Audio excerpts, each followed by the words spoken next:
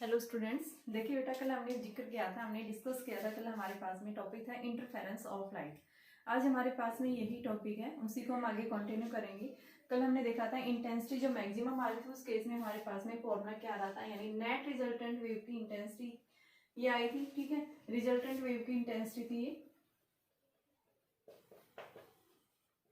इसको हमने लिखा था कि आपके पास मैक्सिमम यानी इंटरफेरेंस कब बनता है, जिसको हम क्या बोल रहे थे, कंस्ट्रक्टिव। तो फॉर कंस्ट्रक्टिव इंटरफेरेंस के लिए हमने क्या बताया था,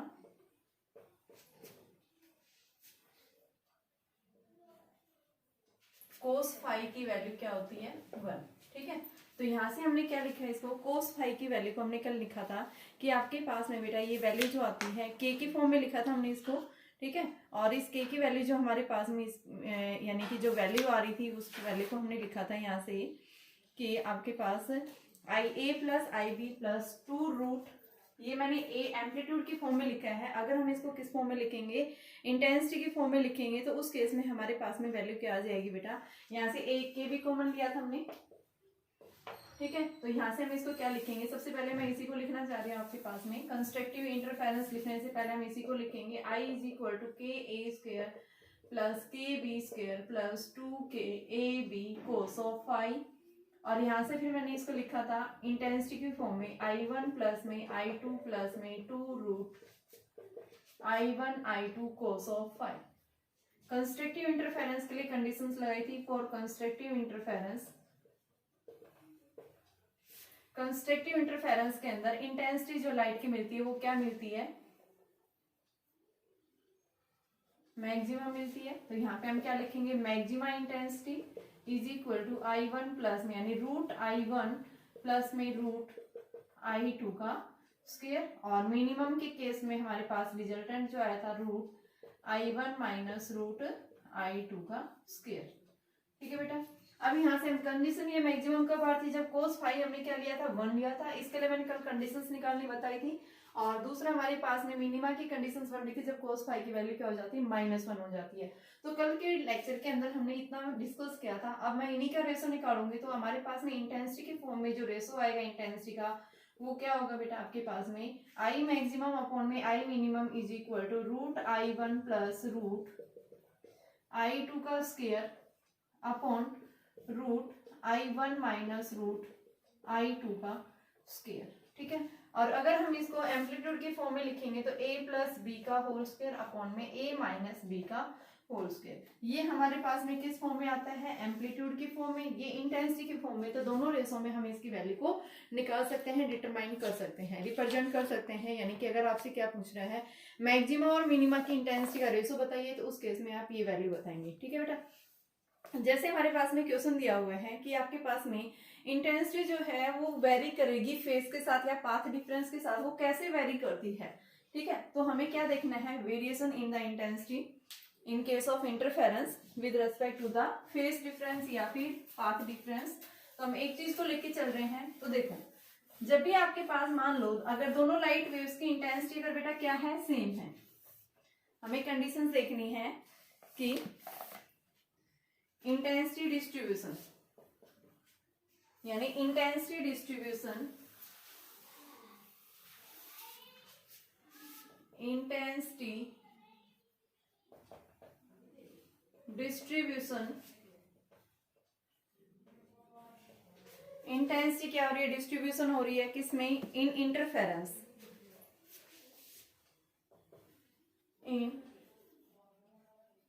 इंटरफेरेंस।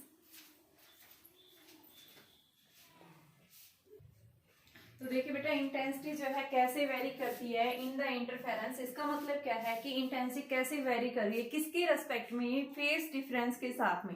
हमें ग्राफ लोड करना है, तो इस ग्राफ को हम कैसे देखेंगे, इसको देखने के लिए सबसे पहले हमने क्या देखा है, इंटेंसिटी अभी हमने निकाली थी, क्या थी, I A plus I B plus 2 root I A I B cos of phi.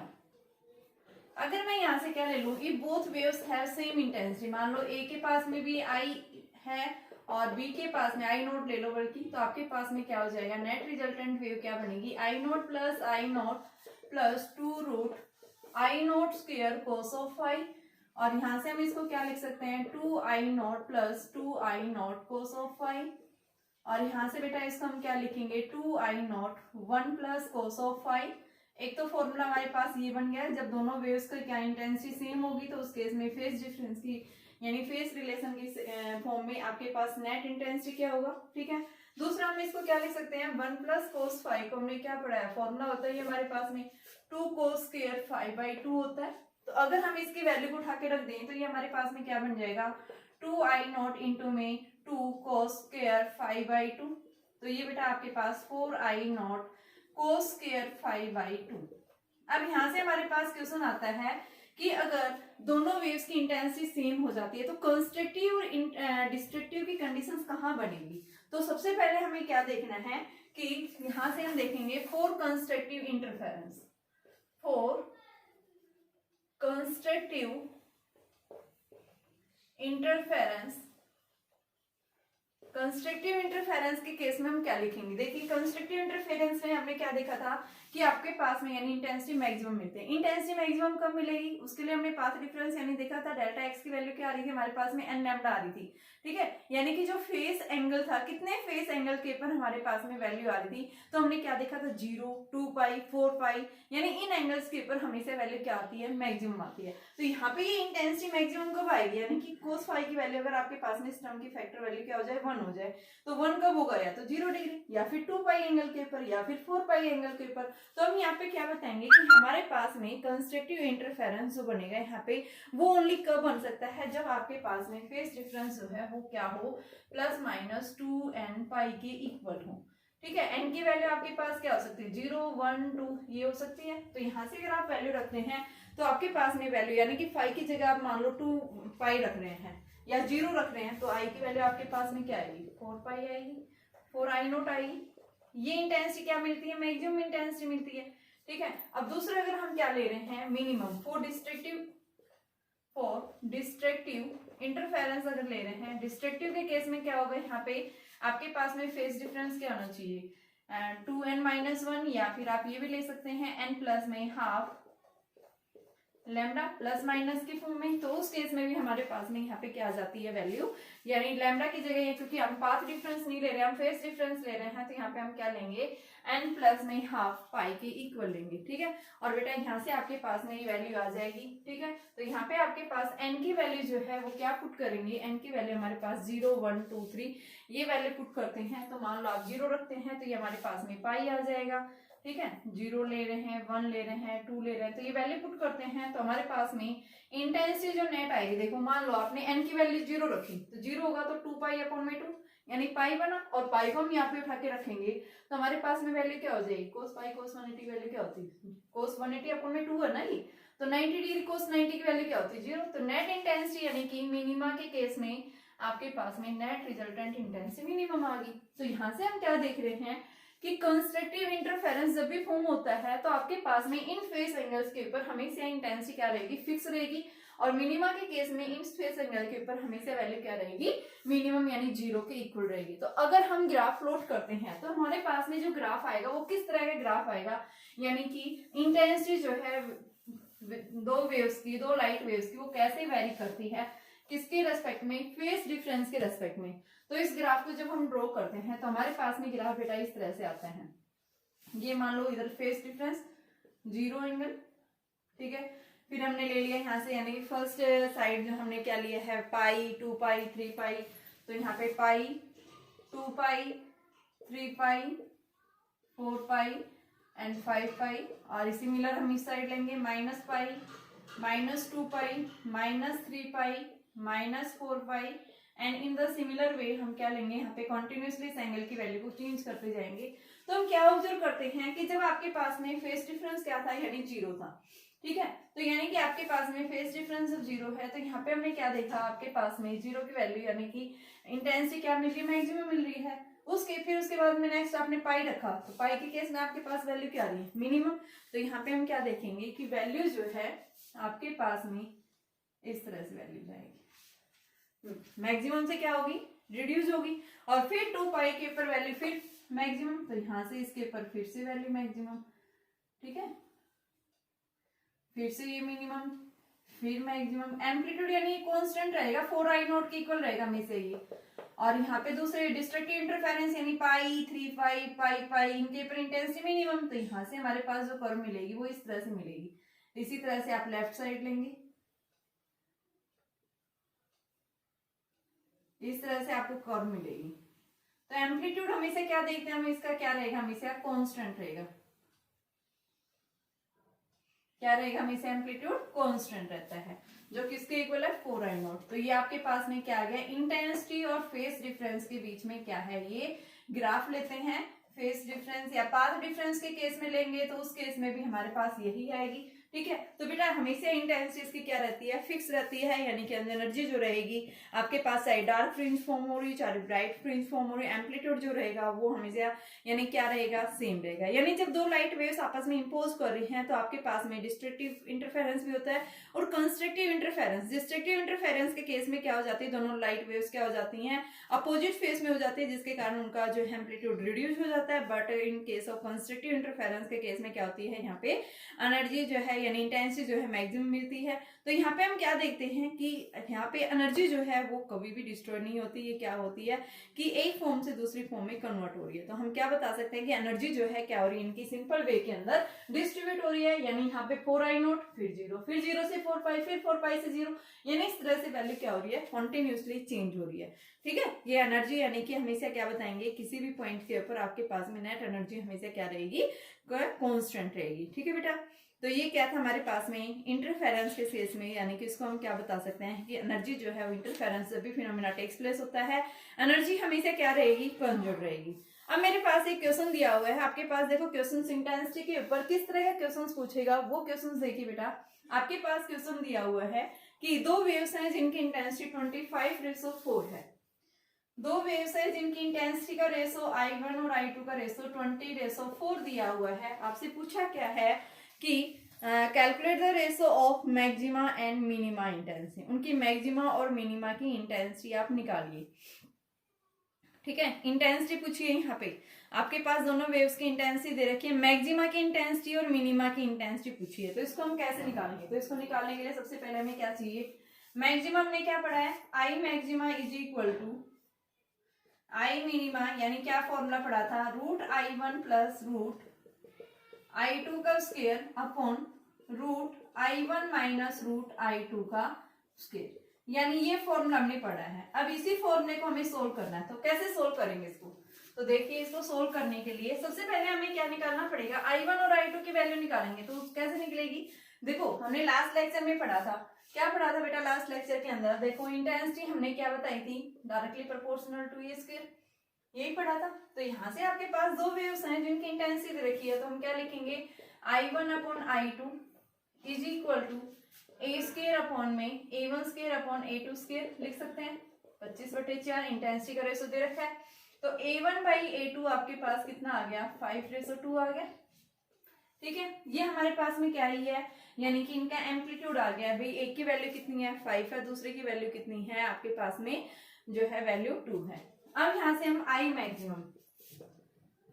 Maximum upon I minimum, तो यहाँ से I मैक्सिमम और I मिनिमम हम कैसे निकालेंगे, तो मान लो आपके पास जो फर्स्ट वेव थी क्या था, I1 square is equal to, intensity थी ना I1 is equal to A square, A की वैल्यू हमारे पास में क्या है, ये 5, तो I1 की वैल्यू आप यही बताएंगे आपके पास में, यानी 25 है, वही 5 आपके पास में है।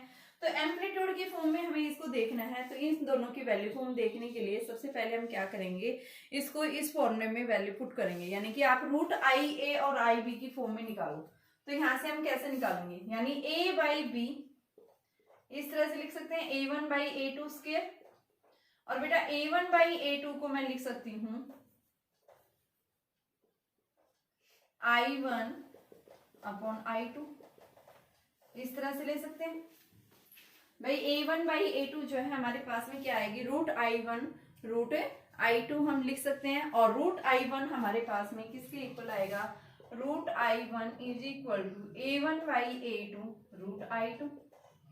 यहाँ से A1 और A2 का रेशो मैंने निकाल रखा है 5:2 √I2।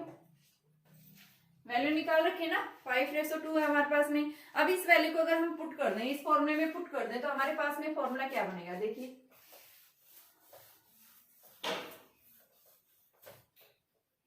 I maxima upon I minima is equal to, यानी कि रूट I1 की जगह root I1 plus root I2 का square upon root I1 minus root I2 का स्क्वायर। रूट I1 हमारे पास में क्या है, 5/2 root I2 plus root I2 का स्क्वायर अपॉन 5/2 रूट I1 की जगह रूट I2 है ये, माइनस रूट I2 और इसका स्क्वायर लिए बेटा।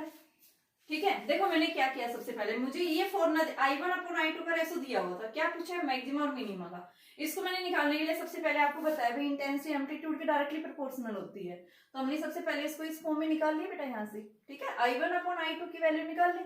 उसके बाद हमने क्या निकाला कि आपके पास में A1 और A2 की वैल्यू आ गई 5:2 आ गई। अब में हमने क्या पढ़ा था, I1 is equal to A square होता है, तो A की वैल्यू क्या आ गई, रूट I1 हो गया ना यहाँ से। भाई आपके पास में A1 ये है, तो A1 अपॉन A2 क्या, root I1 upon root I2। ठीक है, अब मैंने यहाँ से क्या निकाला, रूट I1 की वैल्यू निकाल ली 5/2 और इस वैल्यू को उठा के इस फॉर्मूले में पुट कर दिया, ये बन जाएगा। तो यहाँ से हमारे पास में रूट I2 कॉमन है, यानी कि देखो स्क्वायर की फॉर्म में आप पहले इसको सोल्व करेंगे तो हमारे पास में वैल्यू जो है ये किसके इक्वल आ जाएगी, आप पहले रूट I2 यहाँ से कॉमन लेंगे तो हमारे पास में वैल्यू देखो क्या बन जाएगी,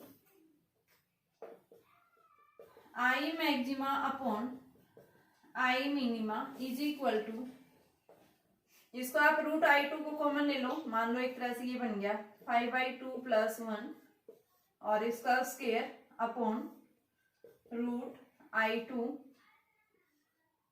5/2 माइनस 1 और इसका स्क्वायर, तो हमारे पास में ये 7/2 रूट I2 अपॉन आपके पास में ये कितना 3/2 रूट I2 इसका स्क्वायर अपॉन में इसका स्क्वायर।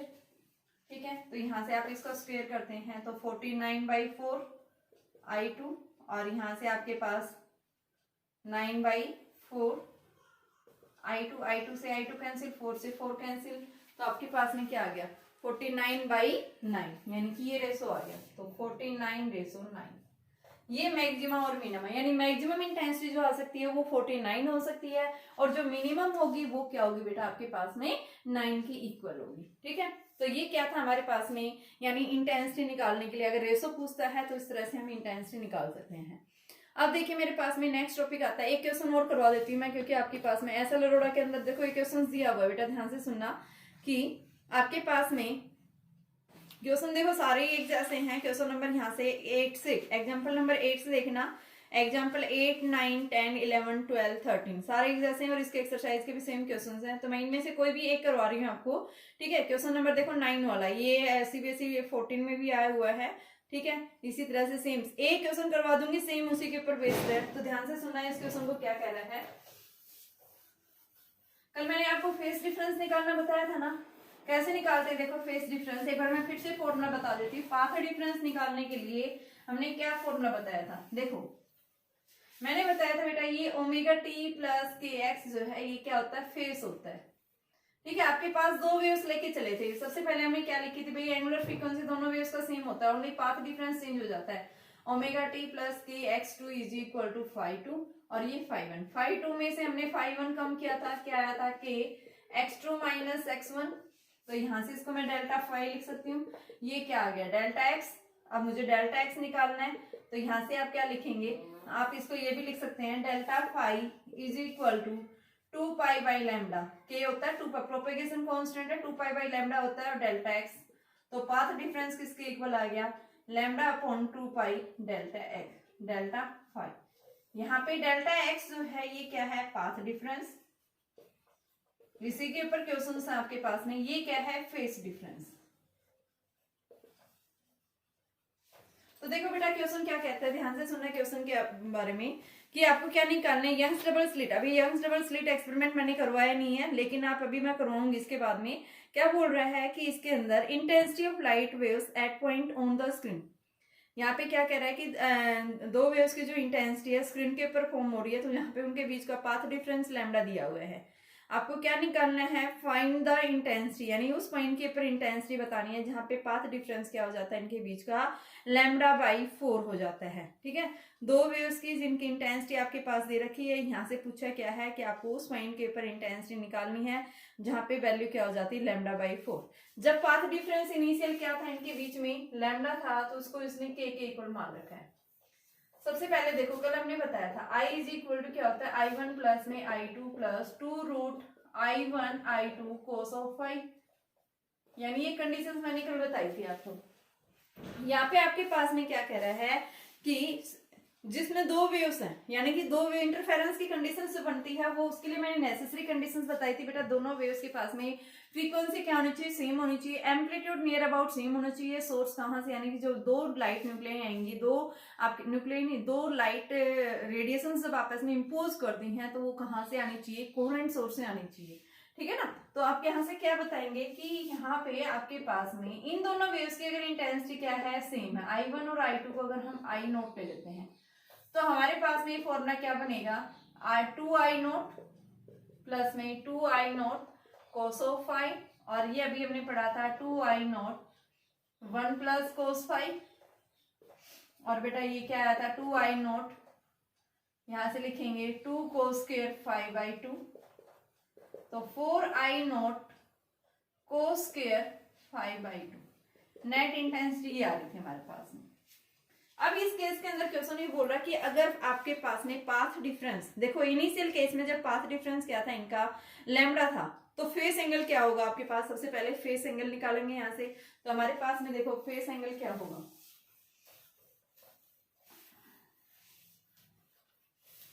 पाथ डिफरेंस अभी हमने फॉर्मूला पढ़ा है, delta x is equal to, या फिर आप ये भी बता सकते हैं delta phi is equal to K delta X, तो K delta X as it is, इसकी जगह आप 2π/λ ले लो, डेल्टा फाई, पाथ डिफरेंस आपके पास में लैम्डा दिया हुआ है, डेल्टा एक्स क्वेश्चन के अकॉर्डिंग लैम्डा दिया हुआ है, तो डेल्टा फाई यानी फेस डिफरेंस क्या आ गया, 2π/λ इंटू में लैम्डा से लैम्डा, डेल्टा फाई की वैल्यू यानी क्या आ गई 2π। तो यहाँ पे इस क्वेश्चन में हम 2π पुट करेंगे तो हमारे पास नेट रिजल्टेंट वेव की इंटेंसिटी क्या हो जाएगी, 4I0 cos स्क्वायर, पाई की जगह रखो 2π/2, 2 से 2 कैंसिल, क्या आ गया 4I0 cos square pi, net intensity आ गई। ठीक है बेटा, तो यहां से हमने क्या देखा, आपके पास में ये वैल्यू आ रही है cos स्क्वायर पाई आ रही है, और पाई के ऊपर यानी कि वैल्यू cos पाई क्या होता है आपके पास में, यानी cos 90 0 होता है, cos पाई की वैल्यू 1, तो इसको हम क्या लिखेंगे 4I0, -1 होती है, इसका स्क्वायर करेंगे तो वही आपके पास प्लस, तो आई की वैल्यू आ गई हमारे पास में। ठीक है, और इस 4I0 को यानी इंटेंसिटी को इसने के इक्वल बताया है। अब पूछा क्या है आपसे कि पाथ डिफरेंस क्या दे दिया, λ/4, तो case first if delta x is equal to λ/4, हमसे पूछा क्या है कि इंटेंसिटी क्या होगी अगर पाथ डिफरेंस क्या हो जाता है λ/4, ये तो आपके पास क्वेश्चन में दिया हुआ था, उससे हमने कंडीशंस निकाली है। अब हमसे पूछा क्या है कि अगर आपके पास में पाथ डिफरेंस क्या हो जाए, λ/4 हो जाता है, तो उस केस में आपके पास रिजल्टेंट वेव की इंटेंसिटी क्या होगी बेटा। ठीक है, तो उस इंटेंसिटी को हमें निकालना है, तो इसके लिए मैंने क्या लिया, डेल्टा एक्स क्या है, λ/4 है, मैं यहाँ पे इस फॉर्मूले में पुट कर दूंगी इसको, तो मेरे पास में क्या आएगा, delta phi is equal to 2π/λ into λ/4, lambda से लैम्डा कैंसिल, 2 से 2 कैंसिल, क्या आ गई π/2 ले लेंगे। ठीक है, तो इंटेंसिटी हमारे पास ये फॉर्मूला इसमें पुट कर दो, ये जो नेट रिजल्टेंट, तो I is equal to 4I0 cos square π/2 and 2 और है π/4, और π/4 का मतलब क्या है आपके पास में cos 45, और cos 45 की वैल्यू कितनी होती है 1/√2 होती है। तो यहाँ पे जब हम इसकी वैल्यू रखते हैं 1/√2 का इसका स्क्वायर हो रहा है, तो आप यहाँ पे रखेंगे 4I0 cos स्क्वायर π/4, तो बेटा ये आपके पास नेट इंटेंसिटी आएगी 4I0 1/√2 का स्क्वायर, क्योंकि cos 45 1/√2 होती है, तो ये 4I0 इंटू में 1/2, तो 2I0 हमारे पास नेट इंटेंसिटी है। ये क्वेश्चन पूछा था आपसे। ठीक है, और यहां से बेटा ये आपने अभी पढ़ा था 4I0 हमारा के था, 4I0 क्या था आपके पास में के था, तो ये क्या हो गया, उससे हाफ हो गया ना, तो आप यहां से इसकी वैल्यू क्या है, मान लो आपने इसको 2 से मल्टीप्लाई कर दिया, 2 से डिवाइड कर दिया 4i0, और 4i0 की जगह क्या लेंगे k/2। ये k की फॉर्म में आ गया आंसर, क्योंकि k की फॉर्म में पूछा है तो k की फॉर्म में आपके पास ये आंसर आ गया। तो इसी तरह से सारे क्वेश्चन से सिर्फ आपने ये फॉर्मूला ध्यान रखना है कि जब आपके पास में स्क्रीन के ऊपर जब भी दो वेव इंपोज कर रही हैं तो आपके पास स्क्रीन के ऊपर उसकी क्या बन रही है भाई, आपके पास इंटरफेरेंस पैटर्न फॉर्म हुआ है। यंग्स डबल स्लिट एक्सपेरिमेंट अभी मैं बात करूंगी, लेकिन आपको यहाँ से क्वेश्चन में क्योंकि उसका कहीं यूज नहीं हो रहा है, सिर्फ इसने नाम बोला है कि क्योंकि यंग्स डबल, ये जो इंटरफेरेंस पैटर्न जो हम देखते हैं वो कहाँ पे देखते हैं, यंग्स डबल स्लिट एक्सपेरिमेंट, यानी यंग्स डबल स्लिट, एक साइंटिस्ट था यंग्स, उसने जो है डबल स्लिट को यूज करके ये एक्सपेरिमेंट शो किया था, और यहीं से ही हम देखते हैं कि स्क्रीन के ऊपर आपके पास में सेंटर में तो क्या आता है मैक्सिमम ब्राइटनेस, और उसके इधर साइड फ्रिंजेस क्या होती रहती हैं, चेंज होती रहती हैं। तो यहीं से ये आपके पास कॉन्सेप्ट आया था। तो उसी के ऊपर क्वेश्चन सही है कि फेस डिफरेंस और पाथ डिफरेंस के ऊपर कि इंटेंसिटी के ऊपर क्या आपका इफेक्ट पड़ेगा, तो वो इंटेंसिटी निकालनी है। ठीक है, अब आ जाओ मोस्ट इंपोर्टेंट टॉपिक है हमारे पास में फ्रिंज विड्थ का concept. Young's double slit experiment देखेंगे। ठीक है बेटा, बार बार नाम ले रहे हैं, Young's double slit experiment, very important topic है।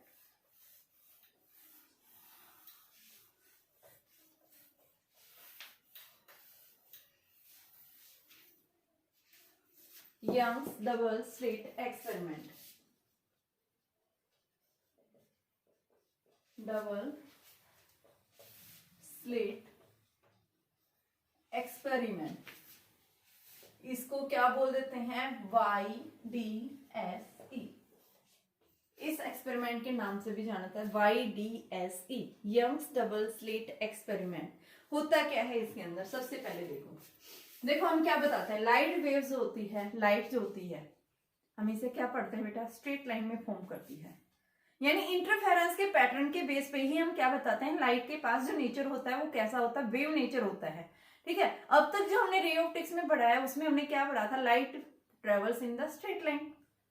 तो इंटरफेरेंस में ऐसा क्या होता है, जिससे हम ये बता रहे हैं कि भाई लाइट जो है ट्रेवल्स यानी कि स्ट्रेट लाइन में ट्रेवल नहीं करती, क्या फॉर्म करती है, लाइट के पास जो नेचर होता है वो वेव नेचर होता है। तो हम किस फिनोमिना के बेस पे बता रहे हैं, तो हमें क्या करना है, इस फिनोमिना को ही समझना है बेटा। ये इंटरफेरेंस पैटर्न जो है ये हमें क्या बताता है कि लाइट जब प्रोपेगेट कर रही है तो लाइट के पास जो नेचर होता है वो कैसा होता है, वेव नेचर होता है। ठीक है, कैसा, लाइट जो है पार्टिकल नेचर भी होता है। लाइट जो है यानी कर्पस्कुलर थ्योरी के बेस पे आपने क्या बताया था कि भाई लाइट के अंदर क्या होता है, छोटे छोटे पार्टिकल्स होते हैं जिनको हम क्या बोलते हैं, कर्पसल्स बोलते हैं। ये कर्पसल्स जो है क्या करते रहते हैं, प्रोपेगेट करते रहते हैं। ठीक है, तो अब यहाँ पे बात करेंगे कि लाइट जो है ये कैसे नेचर है, वेव नेचर है, इंटरफेरेंस पैटर्न के बेस पे ही हम बता रहे हैं। तो इंटरफेरेंस पैटर्न यानी यंग्स डबल स्लिट ने शो किया था, इसको कैसे शो किया था, तो यहाँ पे इसमें देखो बेटा, अगर मान लो आपके पास में एक सोर्स है लाइट का, क्या है ये, एक लाइट का सोर्स है। ये लाइट का सोर्स क्या कर रहा है, इस तरह से लाइट एमिट कर रहा है। ठीक है, जब यहाँ से लाइट एमिट हुई स्ट्रेट लाइन में मूव कर रही है। अगर हम क्या बताते हैं, if the size of object is, अगर ऑब्जेक्ट का साइज क्या है, very very larger than size of light, यानी लाइट का जो साइज है यानी वेवलेंथ से कंपेयर करोगे आप, अगर लाइट की जो वेवलेंथ है उसके कंपैरिजन अगर आपके पास में ऑब्जेक्ट का साइज क्या होता है, बहुत ज्यादा लार्ज होता है, उस केस में हम क्या बताते हैं, लाइट क्या करती है, travels in straight line, light travels in straight lines. किसमें मूव कर रही है, वो स्ट्रेट लाइन में मूव करती है। लेकिन अगर हम क्या करते हैं, अगर आपके पास में क्या लेते हैं, ऑब्जेक्ट का साइज अगर वेरी स्मॉल ले ले as comparison to the size of light, कि लाइट की जो वेवलेंथ है उसके कंपैरिजन अगर ऑब्जेक्ट जो है उसका साइज कंपेरेबल उसके बराबर ले रहे हैं या उससे लेस देन ले रहे हैं, तो उस केस में बेटा हम नहीं कह सकते कि लाइट के पास में जो नेचर है वो कैसा, लाइट जो है ट्रेवल स्ट्रेट मूव करेगी, वो स्ट्रेट मूव नहीं करेगी, क्या करेगी, वेव नेचर आ जाता है उस केस में। तो वो अभी हमें वही शो करना है। तो इसके लिए तो सबसे पहले आप नेसेसरी कंडीशंस यही बताएंगे कि लाइट का जो है वेव नेचर कब आता है। तो लाइट का वेव नेचर आप क्या बताएंगे, अगर आपके पास में सोर्स का साइज जो है अगर वो क्या है, नियर अबाउट कंपेरेबल है, किससे, लाइट की वेवलेंथ से।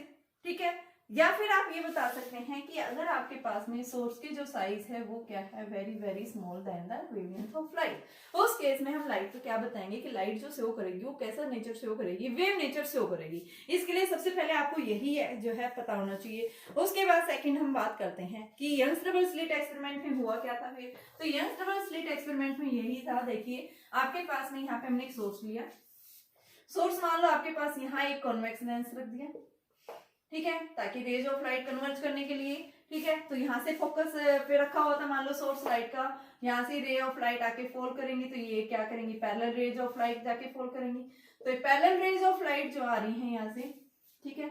अब बेटा हमने यहाँ पे क्या रखा, एक स्लिट रखी है, डबल स्लिट। तो इस तरह से हमने क्या रख दिया, यहाँ पे इसके अंदर दो स्लिट्स ले ली, एक स्लिट ये है,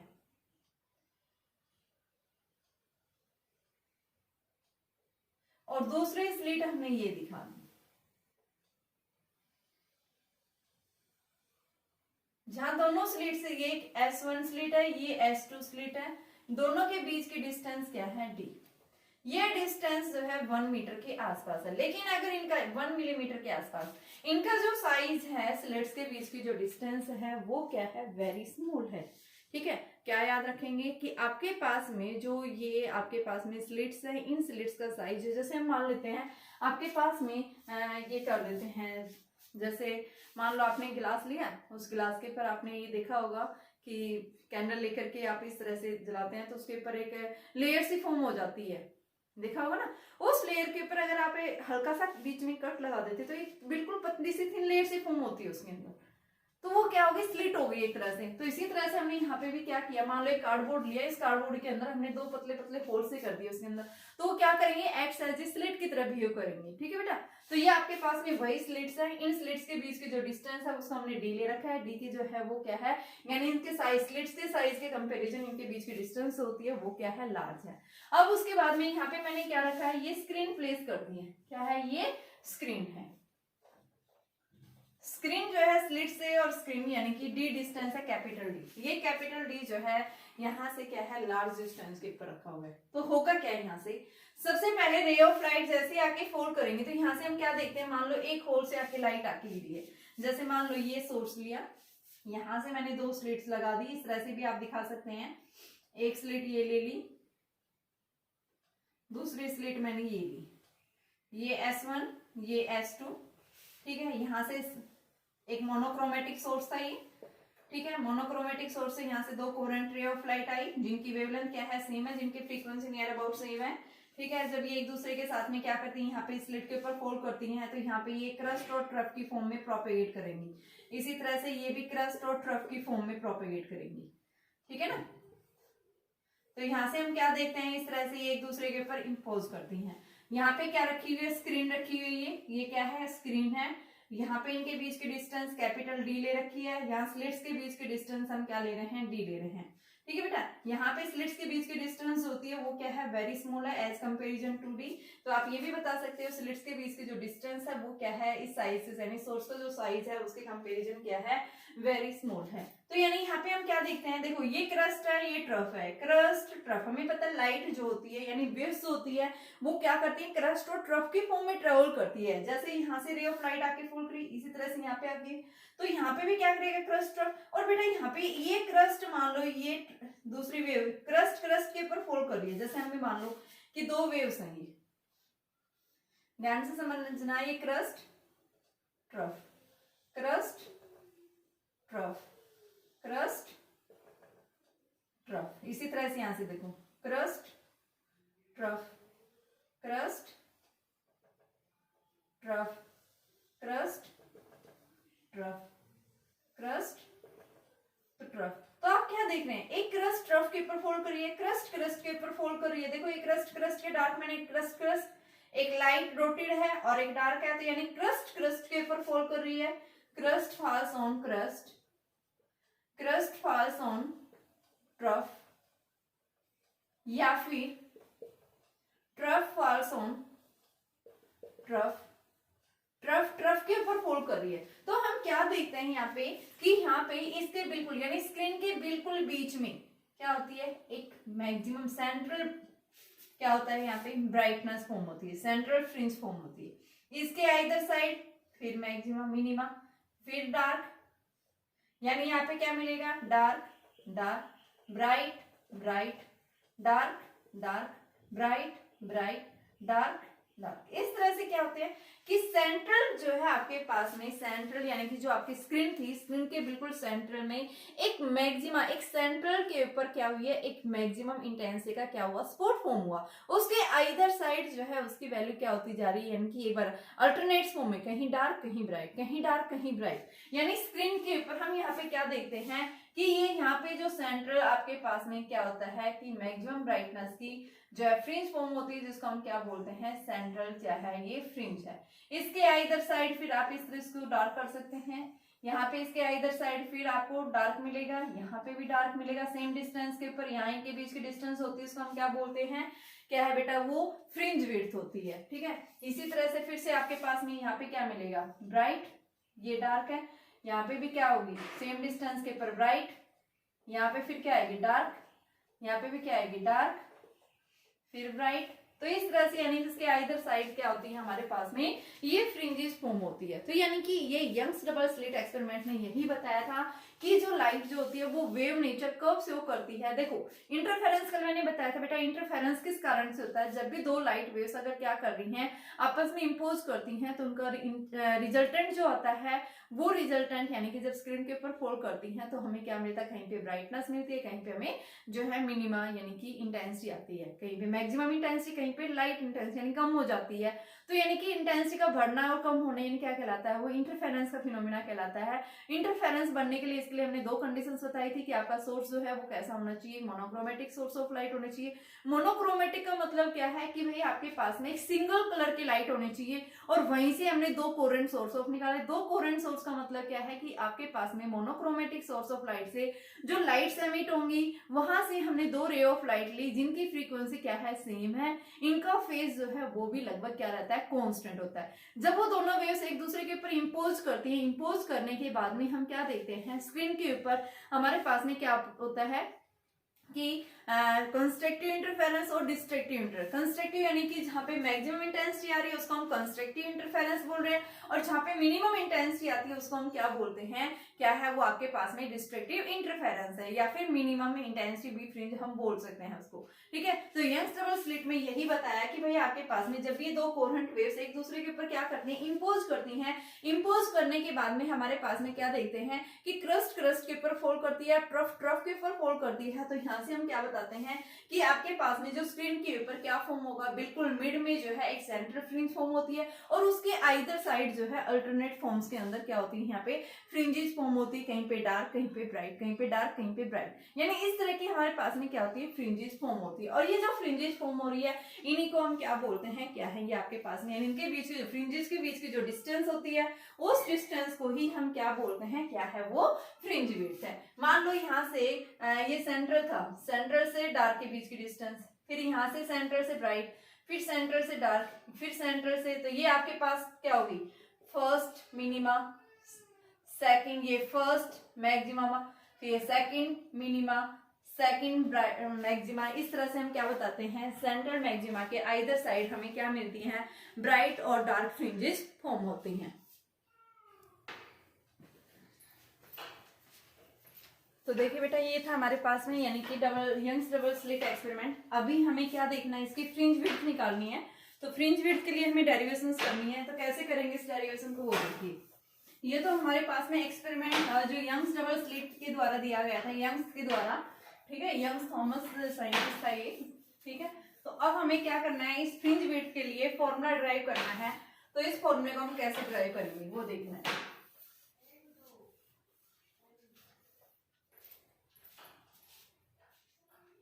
तो देखिए इसके लिए हम क्या बता रहे हैं बेटा, यहाँ से हमने देखा कि ऐसा क्यों शो हो रहा है ये, कि वेव्स नेचर को कैसे शो करता है, तो उसका रिजल्ट मैंने बताया है कि ऐसा क्यों होता है, क्योंकि यहाँ पे जो आपके पास में जो ऑब्जेक्ट का जो साइज है वो क्या है बेटा, वेरी स्मॉल है एज कंपेरिजन टू द आपके पास में लाइट की जो वेवलेंथ आती है। ठीक है, अगर ज्यादा लार्ज होता है ऑब्जेक्ट का साइज वेवलेंथ के कंपेरिजन, तो उस केस में हमारी लाइट जो होती है वो स्ट्रेट लाइन में क्या करती है, मूव करती है। अब आता है हमारे पास में कि इसके लिए क्या फॉर्मूला बनेगा।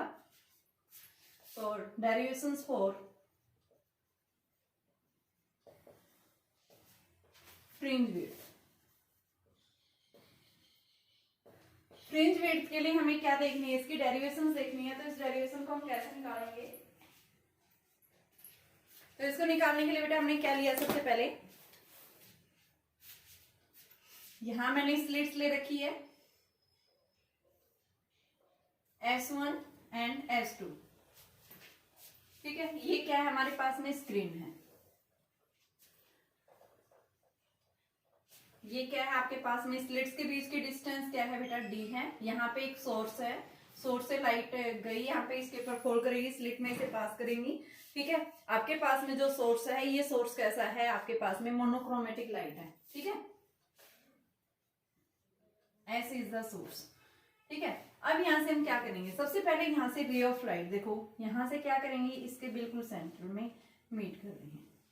जब ये रे ऑफ लाइट यानी कि सेंटर में इस तरह से आके फॉल कर रही हैं एक दूसरे के ऊपर, तो यहाँ पे हम क्या देखते हैं कि इनके बीच में यहाँ पे हमें क्या मिलता है, सेंट्रल जो है क्या फॉर्म होगा बेटा, यहाँ पे आपके पास में सेंट्रल ब्राइट फ्रिंज फॉर्म होगी, central bright fringe.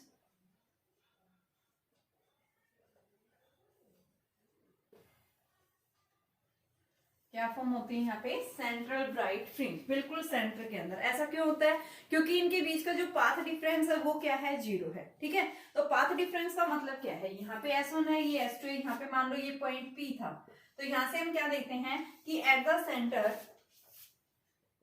The central of screen path difference यानी S2P इज इक्वल टू, किसके इक्वल है बेटा, S1P। तो यहां से इनके बीच का जो पाथ डिफरेंस आएगा डेल्टा एक्स देगा, तो ये दोनों सेम है, तो ये क्या आ गया, डेल्टा एक्स इनके बीच का 0। और जब पाथ डिफरेंस आपके पास में 0 आता है तो इसका मतलब क्या है कि हमारे पास में यहाँ पे सेंटर के ऊपर क्या होगा, कंस्ट्रक्टिव इंटरफेरेंस फॉर्म होगा, ठीक है। यहाँ पे इनके बीच के जो डिस्टेंस है वो क्या है, मैंने ले रखी है D है, और ये स्मॉल d है। D के जो है यानी कि आपके पास में स्क्रीन और स्लिट्स के बीच की जो डिस्टेंस है वो क्या है बेटा, D is very very larger than small d, ठीक है। तो यहाँ पे हम क्या बता रहे हैं कि आपके पास में जब सेंट्रल के ऊपर जो है कंस्ट्रक्टिव पाथ डिफरेंस 0 आ रहा है, तो आपके पास में क्या होगा, constructive interference will be form. क्या होगा आपके पास में, कंस्ट्रक्टिव इंटरफेरेंस फॉर्म होगा, ठीक है। मैक्सिमम ब्राइटनेस होगी, ठीक है, maximum brightness will be formed at center, क्योंकि इनके बीच का पाथ डिफरेंस क्या है, 0 है। अब हम बात कर रहे हैं कि अगर आपके पास में जब सेंट्रल ब्राइट फ्रिंज फॉर्म हो रही है तो उसके लिए आपके पास में फ्रिंज विड्थ क्या होगी बेटा, हमें क्या निकालना है, यहाँ पे फ्रिंज विड्थ निकालनी है। तो यहाँ पे तो हमने फ्रिंज विड्थ यानी कि फर्स्ट के लिए हमने बता दिया P क्या है हमारे पास में, क्या है, ये सेंट्रल ब्राइट फ्रिंज है, ठीक है। अब हम देख रहे हैं कि आपके पास में इनके बीच का जो पाथ डिफरेंस मिलेगा वो क्या होगा। तो मान लो दो वेव्स अगर ये सेंटर की बजाय आइदर साइड मीट करे, तो यहां से मान लो ये रेज यहां गई है, एक रे ऑफ लाइट यहां से यहां जा रही है, ये मान लो आपने क्या लिया, क्यू पॉइंट ले लिया, ये तो सेंटर था, ये क्यू पॉइंट, तो यहां से आपके पास S1Q does not equal to S2Q, S1Q जो है वो इक्वल नहीं है S2Q के, तो हमें क्या मिलेगा, इनके बीच के पाथ डिफरेंस, इनके बीच में तो डिस्टेंस सेम थी, तो यहाँ पे पाथ डिफरेंस क्या था बेटा, 0 था। अब अगर ये वेव्स यहाँ पे इंपोज कर रही हैं तो उस केस में हमें यहाँ ब्राइट फ्रिंज मिलेगी या डार्क फ्रिंज मिलेगी, हमें ये कॉन्सेप्ट देखना है। तो यहाँ पे हम क्या बता रहे हैं कि इनके बीच का पाथ डिफरेंस जो है वो फिक्स नहीं है, तो सबसे पहले हम इनके बीच का पाथ डिफरेंस निकालेंगे। तो इस पाथ डिफरेंस को निकालने के लिए यहाँ से मैंने एक नॉर्मल डाल दिया, ठीक है। तो ये मैंने नॉर्मल ले लिया, मान लो इस नॉर्मल को मैंने एन पॉइंट ले लिया, ठीक है बेटा। तो ये मैंने यहाँ से यहाँ तक का जो मेरे को देगा, ये क्या देगा, मान लो आपके पास में डेल्टा एक्स पाथ डिफरेंस देगा, ठीक है, क्या देगा ये x पाथ डिफरेंस देगा यहाँ से। तो यहाँ से हमने क्या मान लिया कि आपके पास में ये जो है, जैसे ये सेंट्रल राइट फ्रिंज है, ये यहाँ इसके साथ एंगल क्या बना रहा है, ये थीटा बना रहा है, कि आपके पास में इसके ये रेज जो है ना S1Q S2Q, आपके पास बेटा ये पैरेलल रेज है, ये आपको दिखाई नहीं देगा, लेकिन एक्चुअल में होता क्या है, आपके पास S1Q S2Q रियलिटी में ये क्या होती है, रेज पैरेलल होती हैं। ठीक है, तो यहाँ पे हम क्या बता रहे हैं कि रेज जब ये Q पॉइंट के ऊपर क्या कर रही है, मीट करती हैं, तो उस केस में हम क्या बताएंगे, S1Q is parallel to S2Q। ठीक है, और जब ये नियरली पैरेलल हैं तो आप इनके बीच का पाथ डिफरेंस निकालेंगे, तो इस पाथ डिफरेंस हमें क्या देगा कि आपके पास जो S2N जो है ये क्या देगा, then S2N gives path difference, हमें पाथ डिफरेंस देगा। तो ये S2N का बीच का जो पाथ डिफरेंस जो आपके पास में आ रहा है, ये पाथ डिफरेंस हम कैसे निकालेंगे, अगर आपके पास में बेटा ये एंगल क्या है आपके पास, मान लो ये एंगल अगर थीटा बन रहा है तो ये भी क्या बनाएगा, इसके साथ में थीटा ही बनाएगा, तो यहाँ पे हम एंगल क्या लेंगे, ये थीटा ही लेंगे। वही सेम रेज है आपके पास में, भाई ये भी आपके पास में हॉरिजॉन्टली इस तरह से मीट कर रही है, ये मान लो ये यहाँ पे जाके मीट कर रही है सेंट्रल, तो ये रे आपके, तो आपके पास यहाँ पे भी तो यही है, सेंट्रल पे ही जा रही है, तो एंगल क्या हो गई, थीटा।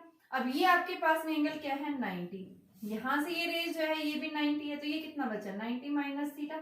तो आपके पास एक राइट एंगल ट्राइंगल बन रही है S1 S2N, तो इस राइट एंगल ट्राइंगल के अंदर आप ये एंगल देखो 90 minus theta plus 90 plus x is equal to 180, तो ये एंगल भी कितना आ जाएगा, थीटा आ जाएगा हमारे पास में।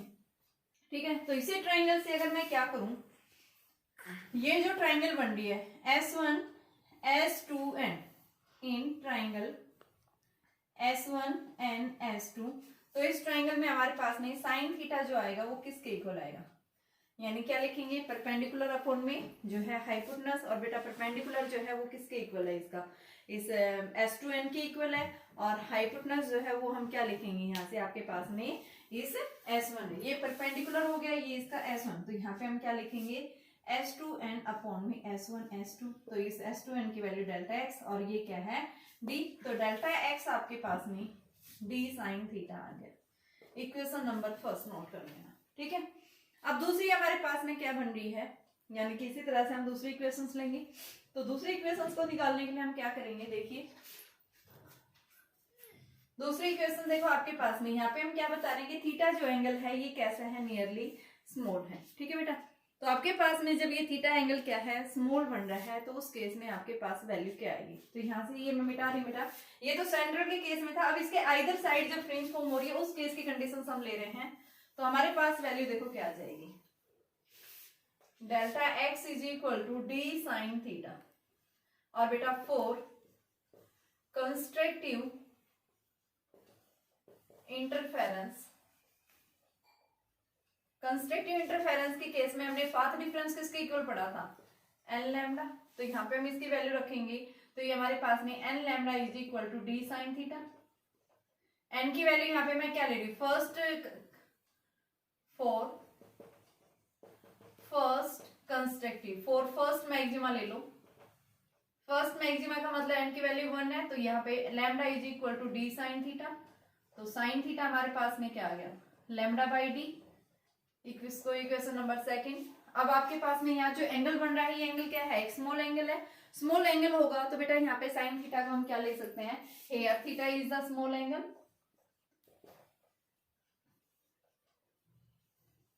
तो स्मॉल एंगल होगा तो यहाँ पे हम क्या ले सकते हैं, साइन थीटा को अप्रोक्सीमेट क्या ले सकते हैं, टेन थीटा, तो यहाँ से ये टेन थीटा यानी कि साइन थीटा की जगह आप क्या लिख दो, tan theta is equal to lambda by D. अब टेन थीटा और निकालो बेटा, यहाँ से टेन थीटा क्या होता है, परपेंडिकुलर अपॉन में बेस, तो आपके पास में परपेंडिकुलर की वैल्यू जो आएगी वो किसके इक्वल होगा, यानी कि आपके पास में ये जो ट्राइंगल बन रही है, ये ट्राइंगल बन रही है आपके पास, यहाँ से भी आप इसको इस तरह से ड्रॉ कर दो, ज्वाइन कर दो इस पॉइंट को, तो यहां से हमारे पास सेंट्रल से और ये वाली जो डिस्टेंस है, इस डिस्टेंस को हम क्या बोल रहे हैं, y। ठीक है, तो आपके पास में यहाँ जो एंगल बनेगा ये एंगल किसके इक्वल आ रहा है, थीटा के इक्वल आ रहा है, तो यहाँ से हमने टेन थीटा लेंगे, टेन थीटा हमारे पास में ये किसके इक्वल होगा, परपेंडिकुलर यानी कि y अपॉन में बेस, तो ये आपके पास में y by D is equal to lambda D. तो ये आपके पास y की वैल्यू क्या आ गई, लैम्डा डी बाई डी, ये फॉर्मूला आ गया। ठीक है, ये फर्स्ट जो आपके पास में मैक्सिमम जो फॉर्म होगा उसके लिए आपके पास में जो इसकी फ्रिंज विड्थ आएगी उसकी पोजीशन सी होगी। हमें क्या निकालनी है, पोजीशन निकालनी है। ठीक है, तो सबसे पहले हमने क्या देखा, इसकी पोजीशन देखी, तो आपके पास में ये पोजीशन जो आ रही है उसकी वैल्यू बेटा ये आ गई है। एक बार देखो, एक बार फिर से डायग्राम देखिए, ध्यान से समझना इस डायग्राम को एक बार, क्योंकि डायग्राम अगर अच्छे से समझ में आ गया तो डेरिवेशन में कुछ नहीं है बेटा। डायग्राम देखो आपके पास में ये था, यहाँ से ये आपके पास में दो स्लिट्स रख रखी थी, S1 और S2, ये S1 है ये S2 है। यहाँ पे हमने क्या रख रखी है, स्क्रीन रख रखी है। मेरे ब्लैक मार्क कर रहा हूँ ऊपर कहीं रखी है। तो देखो बेटा, यहाँ से सबसे पहले मैंने बताया कि आपके पास सेंट्रल के अंदर, यानी कि जब ये क्या करिए, इंपोज करिए, यहाँ पे क्या होगा, सेंट्रल फ्रिंज फॉर्म। ठीक है, क्या होगी, सेंट्रल फ्रिंज, क्योंकि इनके बीच का पाथ डिफरेंस क्या है, जीरो। जब पाथ डिफरेंस जीरो है तो यानी हम क्या बताएंगे कि सेंट्रल के अंदर क्या होगा, यहाँ पे एक कंस्ट्रक्टिव इंटरफेरेंस फॉर्म होगा, मैक्सिमम इंटेंसिटी फॉर्म होगी। अब यहाँ से हमने क्या बताया कि जब ये रेज क्या कर रहे हैं, यहाँ पे मीट कर रही हैं, इसके आइदर साइड, इस पॉइंट के ऊपर, और यहाँ पे ये जो बेटा आपके पास में S1, ये पॉइंट आपने P ले रखा था, ये Q ले रखा था, S1Q, S2Q और इसको R1Q ले लो। ठीक है, यहां से मैंने क्या डाला, इसके ऊपर एक नॉर्मल डाला, ये एंगल इसके साथ क्या बना रहा है, थीटा एंगल बना रहा है। ठीक है, तो यहां से भी एंगल क्या है, ये थीटा बना रहा है, तो ये भी एंगल क्या होगा, थीटा होगा। अब यहाँ से हमने नॉर्मल डाला था, ये एंगल क्या 90 डिग्री, तो ये कितना हो गया 90 माइनस थीटा, क्योंकि ये इसके क्या है, परपेंडिकुलर है, तो ये 90 माइनस थीटा। तो यहाँ पे एक राइट एंगल ट्राइंगल बन रही है S1 S2 एंड, तो यहाँ से ये एंगल हम क्या बताएंगे, थीटा ही होगा। ठीक है, अब उसके बाद में मैंने क्या बताया था कि जब ये इस क्यू पॉइंट के ऊपर मीट कर रहे हैं तो बेटा इनके बीच का हमें क्या मिलेगा, पाथ डिफरेंस मिलेगा। उस पाथ डिफरेंस को हम क्या करेंगे, S2Q में से S1Q घटा देंगे। तो इसको घटाने के बजाय हम क्या करेंगे, इनका पाथ डिफरेंस निकालने के लिए हमने यहीं से एक नॉर्मल डाला, और इस नॉर्मल को यानी कि S2N से यहाँ इस पॉइंट से इस पॉइंट तक की जो बीच की डिस्टेंस होगी, ये हमें क्या देगा, इनके बीच का पाथ डिफरेंस देगा। तो इस पाथ डिफरेंस को निकालने के लिए मैंने ये ट्रायंगल ली, इस ट्रायंगल में मैंने साइन थीटा लगाया। साइन थीटा क्या होता है, यानी कि परपेंडिकुलर अपॉन में hypotenuse delta x by D हो गया। यहाँ से स्लिट्स के बीच की डिस्टेंस किसके इक्वल है, डी। ठीक है, तो डेल्टा एक्स हमारे पास क्या आ गया, डी साइन थीटा। ठीक है, अब हमने ये वैल्यू निकाल दी। अब देखो बेटा, यहाँ पे जब ये क्यू पॉइंट के ऊपर जब दो लाइट वेव्स क्या कर रही हैं, आपस में एक दूसरे के ऊपर सुपर इम्पोज कर रही हैं, तो सुपर इम्पोज करेंगे तो यहाँ पे हम क्या बताते हैं कि ब्राइट भी फॉर्म हो सकती है, डार्क भी फॉर्म हो सकती है। तो सबसे पहले हम देख रहे हैं यहाँ से आपके पास में कि कंस्ट्रक्टिव इंटरफेरेंस जब फॉर्म होगा तो आपके पास में एक पाथ डिफरेंस क्या पड़ा था, एन लैम्डा। हम किसके लिए देख रहे हैं, फर्स्ट ब्राइट के लिए, तो फर्स्ट ब्राइट के लिए एन की वैल्यू मैंने 1 रख दी, तो n इज इक्वल टू 1 आ गया, तो ये डी साइन थीटा। ठीक है, sine theta lambda by D. दूसरा मैंने यहाँ क्या बताया थी, एंगल्स जो बन रहे हैं वो कैसे बन रहे हैं, स्मॉल एंगल्स। तो साइन थीटा क्या ले लिया, टेन थीटा, टेन थीटा क्या हो गया, लैम्डा बाई डी। तो यहाँ से इन दोनों इक्वेशन से मैंने क्या निकाली कि जो आपके पास में इस फ्रिंज की जो पोर्शंस बनेगी वो कहाँ पे बनेगी बेटा, लैम्डा डी बाई डी के ऊपर। सिमिलर अगर हम क्या ले रहे हैं, फर्स्ट मिनिमा की कंडीशंस लेते हैं, तो मिनिमा की कंडीशंस के लिए क्या होगा, सेम है formula for first minima. Minima के केस में यहाँ पे सेम फॉर्मूला लगाएंगे, delta x is equal to D sine theta.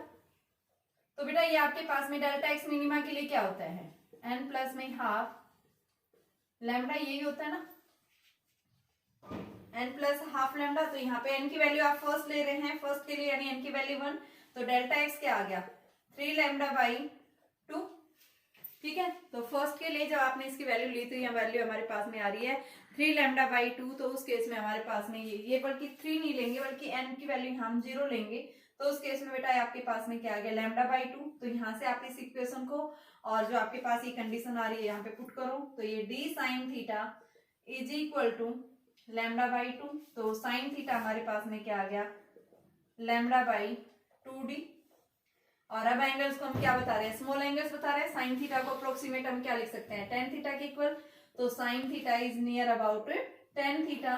तो ये वैल्यू हमारे पास में क्या बन गई, tan theta is equal to lambda by 2d। और टेन थीटा की जगह हम क्या लिख सकते हैं, यानी कि आप वैल्यू लैम्डा बाई यानी कि y by D, lambda by 2d तो ये वैल्यू हमारे पास में y is equal to lambda D by 2d। तो ये फर्स्ट मिनिमा की कंडीशन है ये, और ये फर्स्ट मैक्सिमा की कंडीशन है। ठीक है, सिमिलर अगर आप क्या लेंगे कि ब्राइट के लिए ले सेकंड ब्राइट, तो सेकंड ब्राइट के लिए लेंगे n की जगह क्या रख दो 2, तो 2 लेंगे तो आपके पास में क्या बन जाएगा, यहाँ से 2 लैम्डा हो जाएगा ये। ठीक है बेटा, और यहाँ से आपके पास में 2 लैम्डा सेकंड के लिए लेंगे तो यहाँ से वैल्यू 2 लैम्डा, यानी वैल्यू चेंज होती जाएगी, ध्यान रखना। तो आप क्या देखते हैं कि यहाँ से कि तो देखिए आपके पास बेटा क्या पूछ रहा है 4 सेकंड के लिए, ये तो मैंने फर्स्ट के लिए पूछा है। अब 4 सेकंड मैक्सिमा के लिए तो यहाँ पे हम क्या लिखेंगे, delta x is equal to D sine theta. Delta X को हम क्या लिखेंगे, यहाँ से डेल्टा एक्स क्या है, पाथ डिफरेंस। पाथ डिफरेंस क्या लिखा था, N lambda is equal to D sine theta, और यहाँ पे एन क्या लेंगे 2 लैम्डा, तो ये क्या बन गया डी साइन थीटा। तो यहाँ से आपके पास में sine theta is equal to किसके इक्वल आ गया, 2 लैम्डा बाई डी आ गया। और अब मैंने साइन थीटा एंगल्स कैसे हैं, यहाँ पे स्मॉल है तो इसको हम टेन थीटा लेंगे, तो ये हमारे पास में tan theta is equal to 2 lambda by D, और फिर टेन थीटा की वैल्यू अभी हमने निकाली थी y बाई डी, तो ये 2 लैम्डा बाई डी। y कहाँ से लिया बेटा, यहाँ से यहाँ तक की पोजीशन सही है। ठीक है ना, आपके पास इससे डार्क ब्राइट यानी कहीं पे कुछ, तो वो पोजीशन हमने y ले रखी, तो y निकालना है, तो सेकंड हमें ब्राइट फ्रिंज निकालनी है, तो सेकंड के लिए क्या आ गया 2 लैम्डा डी बाई डी आ जाएगा। और सेकंड डार्क अगर पूछ रहा है 4 सेकंड डार्क, 4 सेकंड डार्क के लिए n की वैल्यू क्या लेंगे 1 लेंगे, ध्यान रखना एक उससे कम रहेगी, तो यहाँ पे डार्क के लिए n की जगह 1 लो, तो 3/2, तो डेल्टा x क्या आ गया 3/2 लैम्डा, तो ये क्या आ गया 3/2 lambda is equal to D sine theta, तो ये sine theta is equal to 3 lambda by 2d, इसको हम टेन थीटा ले सकते हैं 3 लैम्डा बाई 2d, और इसको हम क्या लिखेंगे y by D 3 lambda by 2d, तो ये हमारे पास y is equal to 3 lambda D by 2d। ये हमारे पास में क्या आ गया ये 4 सेकंड के लिए। इसी तरह से हम nth के लिए ब्राइट डार्क निकाल सकते हैं बेटा। ठीक है, अब अगर इनके बीच का सेपरेशन पूछे, देखो अगर आपके पास में 4 nth ब्राइट फ्रिंज पूछता है, 4 nth ब्राइट फ्रिंज, बहुत सिंपल है बेटा, बस डेरिवेशन एक बार समझिए, इसमें और कुछ नहीं है। 4 nth bright fringe, nth bright fringe क्या फॉर्मूला पढ़ा है हमने, n lambda D by D, यही फॉर्मूला है। फर्स्ट के लिए lambda D by D, second के लिए 2 लैम्डा बाई डी, थर्ड के लिए 3 लैम्डा डी बाई डी, और डार्क के लिए अगर आपके पास में 4 nth डार्क फ्रिंज या फिर मिनिमा के लिए भी बता सकते हैं, तो डार्क के लिए आपके पास में क्या फॉर्म होता है, ये 2n-1 lambda D by 2d, ये याद रखना। ठीक है, तो हमें से और इनके बीच की जो डिस्टेंस आती है, distance between the bright and dark fringes, तो वो आपके पास में क्या देगा, देखो फ्रिंज विड्थ क्या होती है, फ्रिंज विड्थ जिसको हम बीटा से बताते हैं। फ्रिंज विड्थ का मतलब आपके पास दो कंजिक्यूटिव ब्राइट फ्रिंजेस के बीच का जो डिफरेंस आता है, जैसे मैंने लिखा y2b minus y1b, second bright fringe minus 1 bright fringe, तो आपके पास सेकेंड ब्राइट फ्रिंज क्या था 2 lambda D by D minus lambda D by D, तो वैल्यू हमेशा क्या रहेगी लैम्डा डी बाई डी रहेगी बीटा की वैल्यू। और अगर किसके लिए 4 बीटा की वैल्यू डार्क फ्रिंज के लिए निकाल रहे हैं, तो आप क्या लिखेंगे 4 second dark fringe minus 4 first dark fringe, तो ये आपके पास में क्या आ जाएगा 3 lambda D by 2d minus आपके पास में बेटा लैम्डा डी बाई 2d, तो ये वैल्यू आपके पास में क्या आएगा लैम्डा डी बाई डी के, ये क्या होगा हमारे पास में इनकी फ्रिंज विड्थ आएगी।